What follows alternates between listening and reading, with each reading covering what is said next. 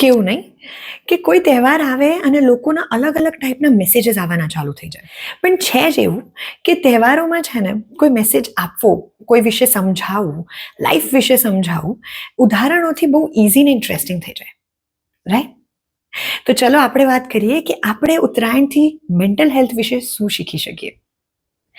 જે રીતે પેલો પતંગ ઉપર જાય ને એની દોરીથી આપણે એને કંટ્રોલ કરીએ ને, એ જ રીતે આપણું મગજ એ પતંગ અને વિચારો આપણી દોરી એ આપણા હાથમાં રાખવી બહુ જ જરૂરી.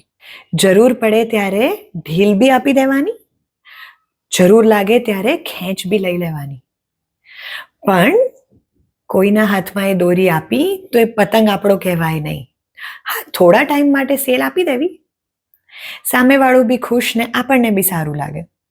પણ એ પતંગની દોરી જ્યાં સુધી આપણા હાથમાં ત્યાં સુધી એ પતંગ આપણું, પછી કોઈ ગેરંટી નહીં.